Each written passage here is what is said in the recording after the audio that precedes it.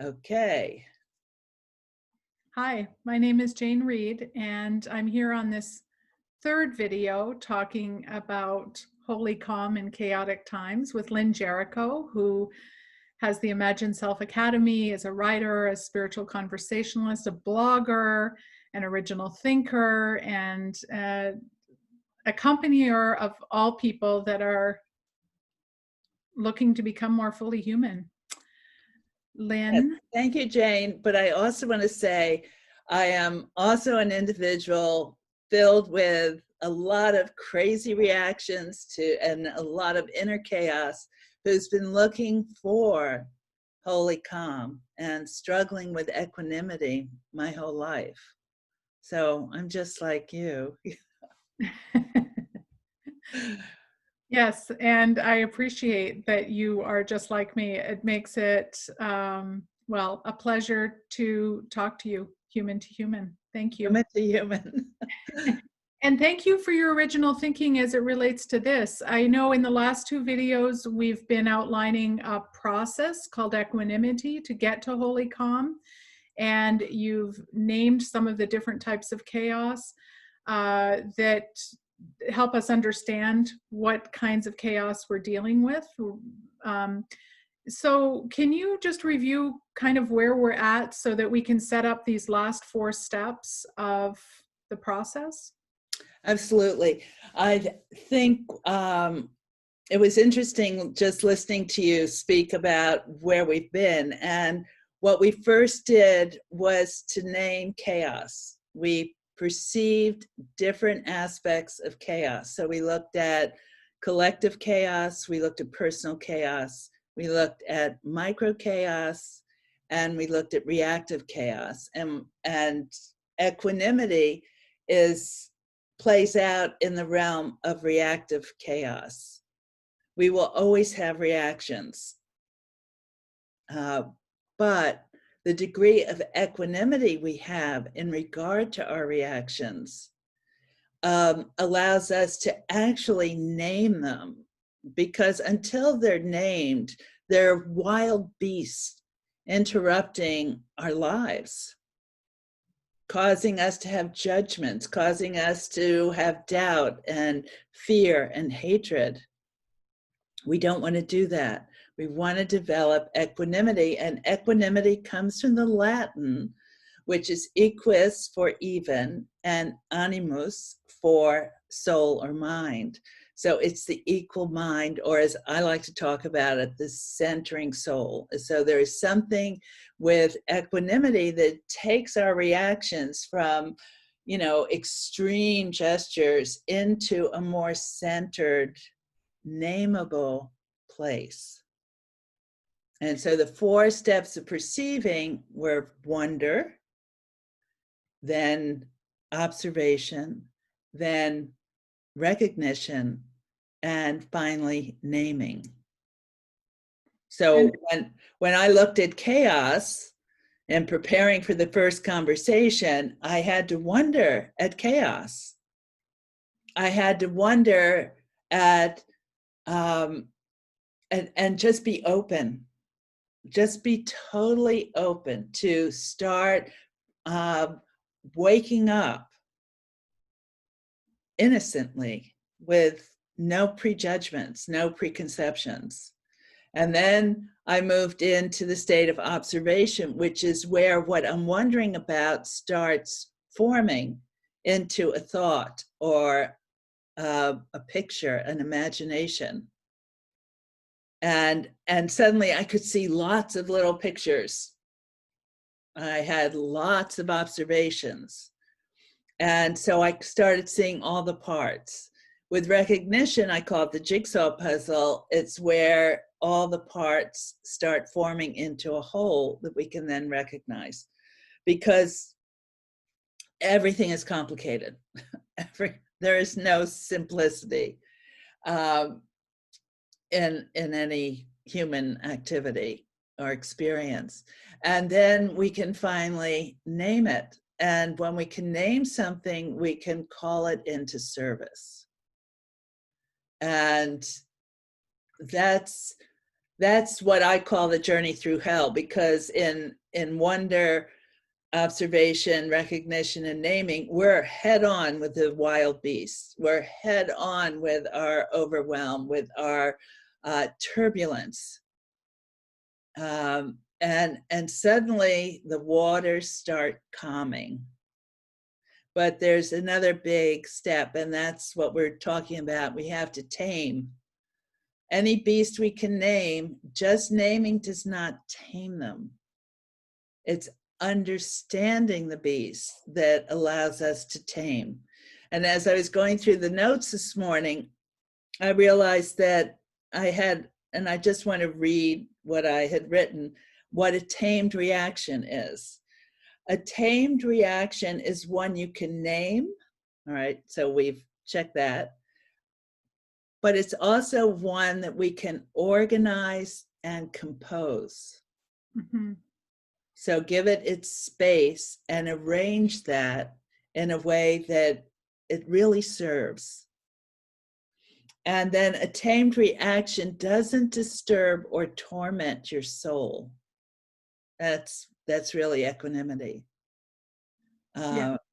Is, you know, to not be tormented by your reactions, to not be arrogant about our reactions, to not get righteous and, you know, shut out the rest of the world.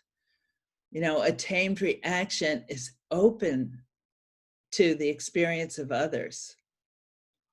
What's coming up in me right now too is that in the first four, we change the archetype, whatever we might be looking at, from a one-dimensional object where if we take the lemniscate where we're at the poles and it's very one-dimensional, in this process of equanimity, we're recognizing and filling out the multidimensionality of it, so that in this second process, it does seem also like a bit of a higher octave, in the sense that we're adding the dimensionality to it. Is that? That's right. Okay. We want to flesh it out. All right. So we can have a authentic relationship with it. And in that, there is a sort of hell, because we're looking at different ways that the archetype plays out in us. But Right. in that, we also get to come to the center of that lemniscate in this process. Yeah. What is the torment? What is the turbulence? What are the temptations? You know, we have so much to look at, and that's all the inferno. That's all hell, because it is such extreme chaos. Mm-hmm. All right. And once we've named, we now can take a breath and then begin this journey into purgatory, where we start understanding the chaos. We start working more actively with the archetypes. Organizing and yeah, and that's organizing and then composing. And there are 2 steps to organizing and 2 steps to categorizing. okay. And I interrupted you because this was what you were reading. Would you finish doing that? Or was there more to that? Well, it's just more of what we've been saying, so it's fine.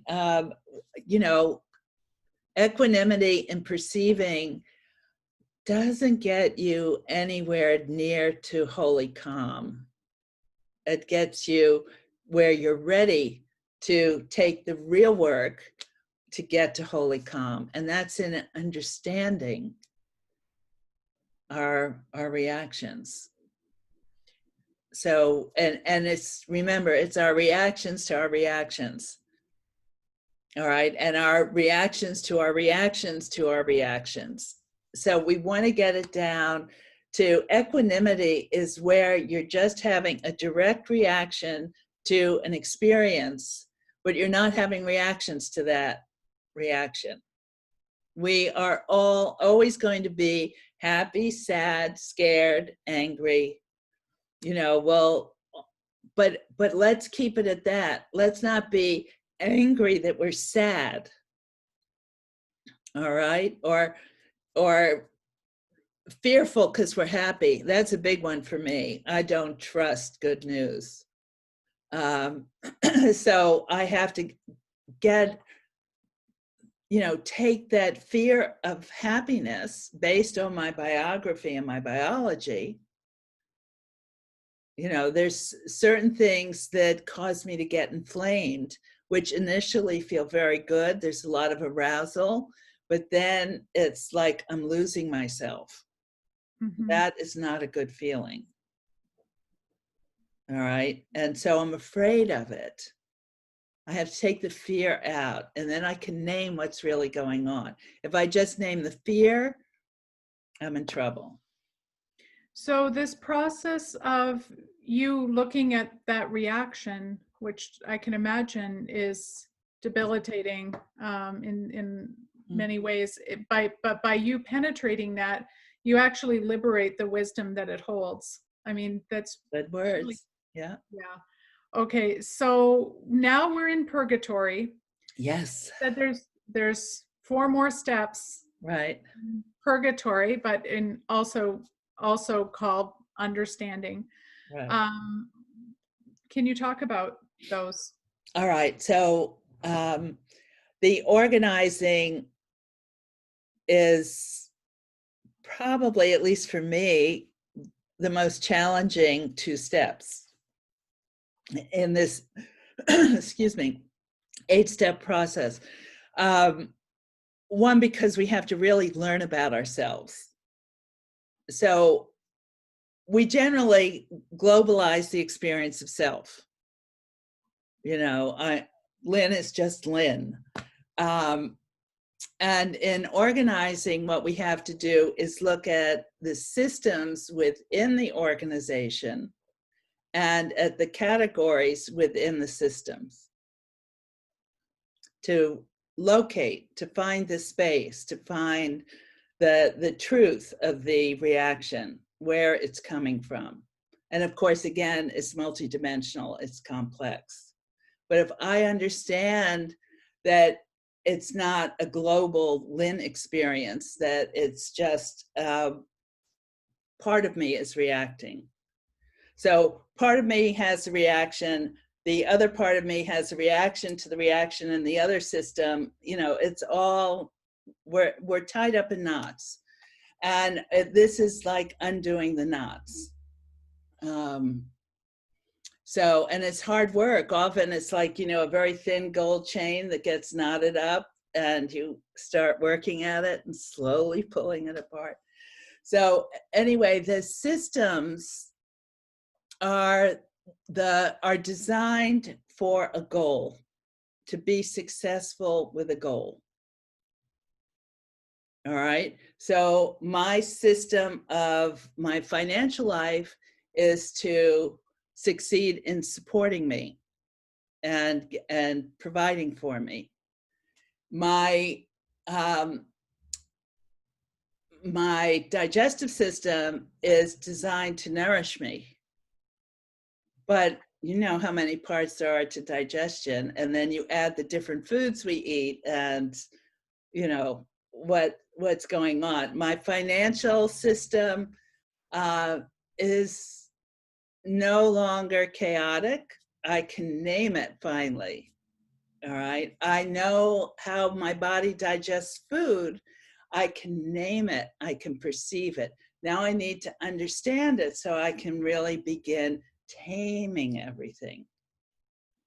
But in naming the digestive system, for example, the digestive system is impacted by your financial system. Oh yeah. Like my digestive, absolutely. Yeah, like what makes you full and what makes you depleted, what makes you come alive and what puts you to sleep in these different systems. So they're all, the reason why this gets complicated is, and takes time and work, as you say, sort of feels like a holding place, is you're like purgatory, you're really untangling it. And one thing I've noticed in working with you is having this presence of another individual when you're untangling something is it's so helpful, because sometimes in the questions, having a community is helpful, because they can ask a penetrating question that allows, you know, that chain to come apart in an easier way. I feel like it's a bit of a shortcut sometimes to something we couldn't really think about in, you know, for the forest for the trees kind of Right. idea. Sometimes we're too deep in our reactions, and we need somebody else who can wonder and observe and put what they're observing in us, then forms a picture that they recognize, and then they name it for us.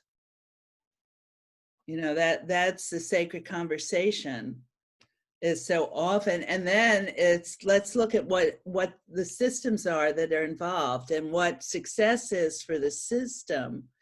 But then we break the system down into categories, which are sort of like projects and tasks. I'm very into setting goals and then looking at what are the projects and what are the tasks. So it's always unpacking, always breaking down, always deconstructing to get to the smallest little piece. Because once we start practicing with a small, real piece of reaction, a real tiny category within a system that is then within an entire organization, we start having a capacity to then compose. So it's the organizing. Where does this belong? Or how many systems are being affected that are causing this reaction? And what is the reaction taking hold of in our systems? And we need to break that down into categories. So like I mentioned, finance. So there's spending, earning, debting, savings, budgeting, banking, you know, it's endless. And bookkeeping, you know, tracking everything. I couldn't budget until I got to my bookkeeping, and I had somebody, a wonderful person, help me with my bookkeeping. And now I know where I'm spending money, where I'm earning money, and there's a calmness. I mean, I still feel clueless at times, hopeless at other times, but I'm clear about the categories, and I know where to look. And so the bookkeeping was the big chaos in my financial life. And so spending and earning was all over the place, but I got down to that. So when I work with somebody that, you know, they're filled with depression, all right, I have to then find in what system is the depression. I look at epigenetics, you know, was there some trauma to a grandparent or a great grandparent that impacted the whole family system that is now impacting my client and causing emotional chaos? And then I have to look for the categories where it shows up. Where do they get most depressed? And, you know, helping them name that. Like I have a client who's been diagnosed bipolar. She panics often and she can't breathe. Mm-hmm.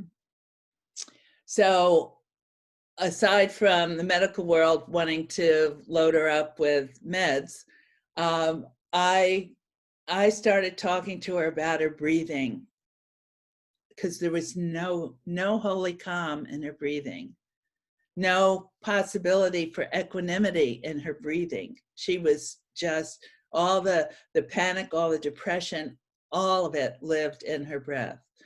And she didn't understand breathing from a physiological standpoint, and I love physiology. So I shared with her to stop paying attention to breath. Just pay attention to your diaphragm. That was a tiny little category. Major shift. Anything to do with her lungs, panic. But when I talked about her diaphragm and I said it's shaped like a parachute, that was a healing in a category that shifted her relationship to the whole system, and then changed how she felt organized in herself. She could compose it, because when you jump out of a plane, you're panicking. I mean, you're just heading fast and furious to that hard earth. But when you pull the cord and the parachute opens up, everything slows down and you're brought gently down to earth. And that notion of the parachute, that the diaphragm is shaped like a parachute, was the categorical organizing that will allow her to then compose herself with, amazing capacities. So have I made it clear, the system and category bit and why it's so important and it's so hard? I think so, because there's a sense in me that I had this experience with you a few weeks ago, and I just want to see if I've got it. Is that okay? Sure. This might turn into a little piece of work, but let's see where it goes. Okay. A while ago, we had talked about my miscarriages, and after I had my son, I had 5 miscarriages. The first one at 5 months, as you know, and then 4 more after that. And there really was a sense of betrayal in my body. So when you named betrayal in some of my other life experiences, the thing I could most readily bring to mind is the betrayal of my body. And we have talked about that, and I've worked with it. So I think the first 4 steps that I think that we got to some naming with that. And I'm currently working on other betrayal namings and what that's like. In this, when we were talking about, where that grief lies in my body, how is that connected? And I've worked with that in other modalities too. Something that maybe was that categorical shift for me was something that you said, that the good mother wouldn't let an unviable pregnancy live. Right. And there was just such a letting down in my body, because I guess I wasn't aware that part of the story that was driving this program was that I hadn't been able to protect. Right. That my That body. every conception is a whole, healthy, viable conception. And it's not. Yeah, and that somehow my body was not working in concert with my desires to have a full, viable pregnancy to full term. Like, and I just fall in love with the embryo, and it's so exciting. Yeah. So then what's happened is that it's brought up a new understanding in me, which is it's possible that these pregnancies were full expressions of what they were. Right.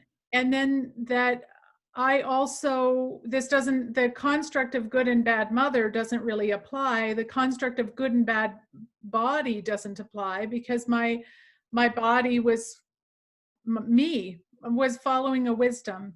But me, in terms of my soul's journey, was following a wisdom too. The fabric of that makes sense in a different way, because what those experiences really have brought me is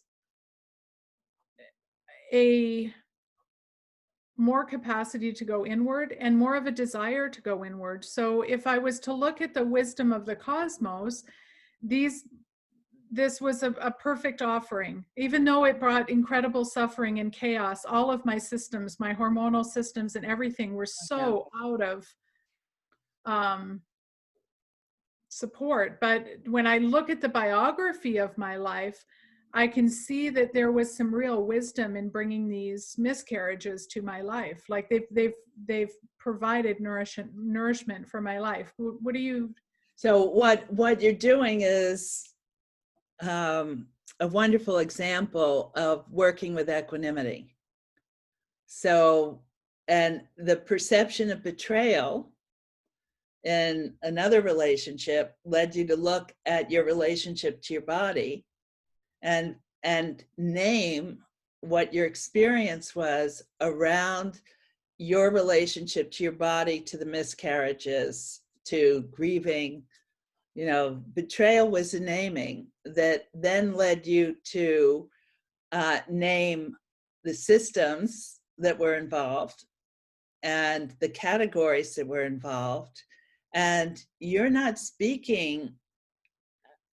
speaking with holy calm now. You're not speaking out of chaos. Yeah, and it feels really different in my body because there's more. I mean, I'm just saying to you now that we're really talking about this, there feels like there's less separation. Like there's sort of more solidity, less separation between self and body, which I think has been subtly operating this sense like that my body let me down. What is it like to really inhabit? My body didn't let me down. Like there is no, there is, this is all a coordinated system working together. And it's just for me to liberate what's in there for me to understand. That Right. it's me understanding that it's not stuck. It's actually all just working together. And yeah, thank you. Yeah. I mean, it's an amazing journey. I mean, my sleep anxiety, I can remember when part of the organizing is we have an organization in time. All right. So we have all our memories and all our anticipations, and we have right now. So I would wake up in the middle of the night right now feeling incredible anxious chaos, hating myself, feeling damaged and messed up, and you name it. I had all kinds of judgment around my failure to be a healthy, normal person in the middle of the night. Mm-hmm. And when I went into time, into when I started wondering about memory in relationship to my anxiety, I could then say, what is the earliest experience of the feeling I had? And I went back to early childhood where I'd be awakened in the middle of the night with my parents fighting. All right. And so all safety, all security just would disappear in the middle of the night because I was overhearing the screaming and the cursing and the accusations and what have you. And realizing that, categorizing it in time, made me realize that it wasn't about here and now. Mm-hmm. All right. The memories haven't gone away. I still wake up and those memories are causing my feelings, but I've named them and I can tame them. I can really let go. I can bring myself back to the present moment, not pushing my memories out of the way, but realizing they live in the past. And so I have a much greater sense. So then I compose the rest of my night and my relationship to sleep because I've organized it first. And so this is the quality of kind of distinguishing. Yeah, distinguishing is essential. Okay. Distinguishing it is the higher octave of naming. That's why we systematize and categorize. After having all the pieces come together in a whole, we then break it apart again. But we know what we're breaking apart. And that is a huge difference. Yeah, I can feel it and hear it also in even in your voice. So this seventh step is distinguishing, and then comes this. Well, it's really the composing is to then evaluate. The two steps to composing: evaluating and regulating. Okay. All right. So the evaluating is, looking at perhaps what's too much, what's not enough, I'm being dominated by the past or dominated by the future. I have too many ideals here or too many oughts.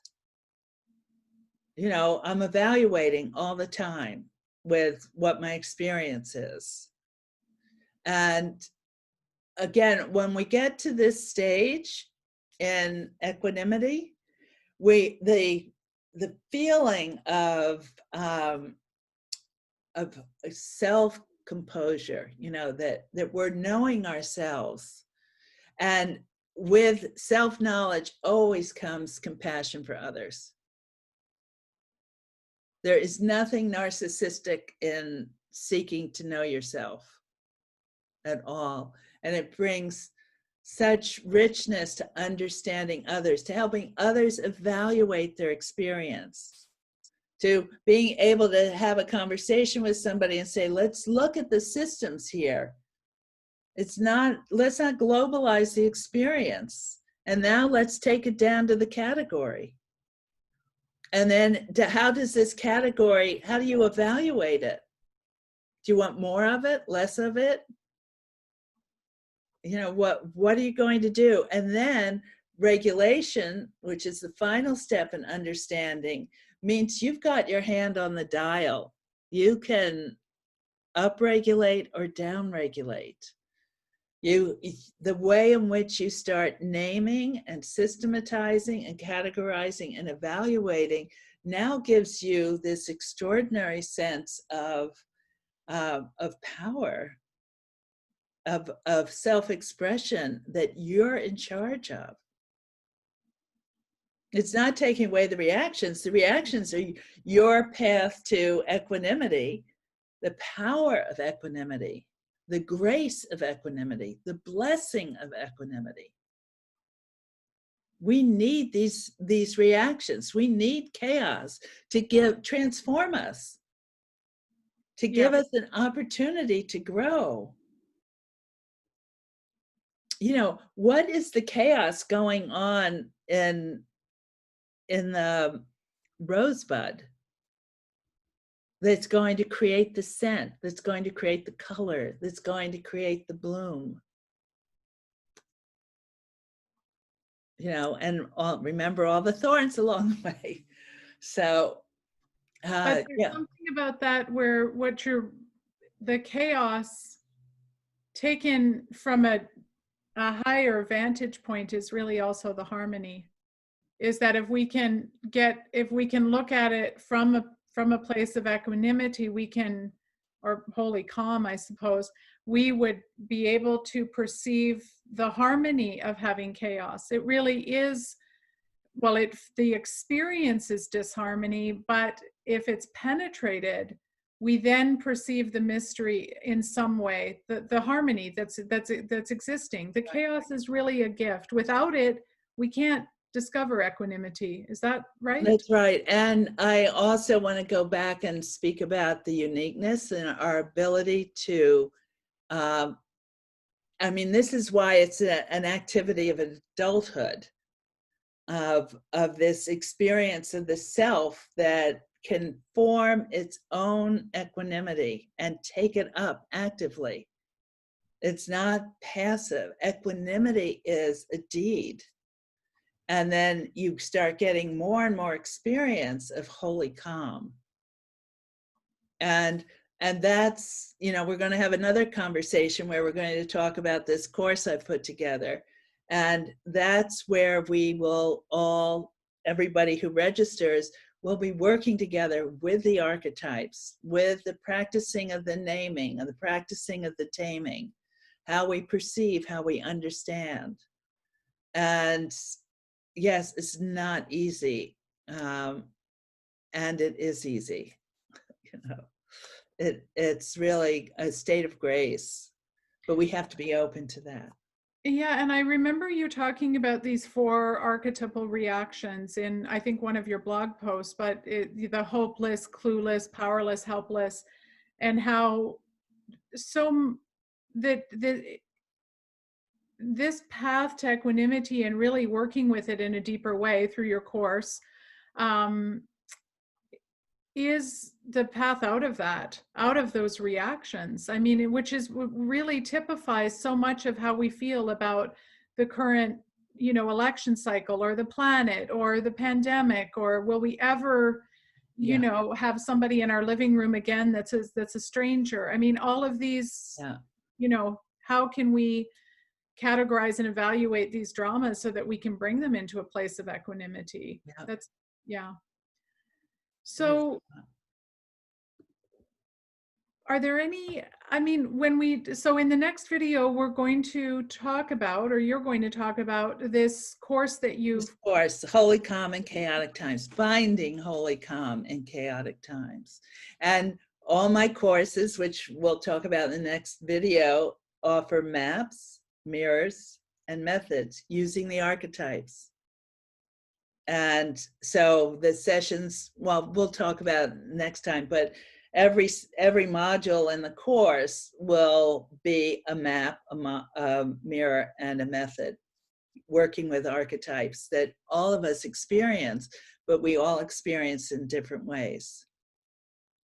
So yeah, I'm really hearing the amplification of this being a unique process for our, maybe not only our species of one, but our kingdom of one. Like this is a big area, and us becoming more familiar with our kingdom only helps me when I'm perceiving your kingdom, yeah, which that's really does create peace on earth.